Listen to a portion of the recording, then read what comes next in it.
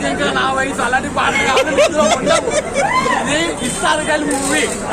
Troll చేసినోడు చెప్పన్నా, troll చేసినోడు ఖుషి సినిమాలు ఎలా ఉన్నాడు, షోరూమ్ నుంచి వచ్చిన బండి లాగా ఉన్నాడు. షోరూమ్ నుంచి వచ్చిన బండి 55 ఏళ్ళు 30 సంవత్సరాలు కుర్రోళ్ళ ఉన్నాడు. ఖుషీలు ఎలా ఉన్నాడు, సేమ్ ఫైట్స్ అలానే ఉన్నాయి.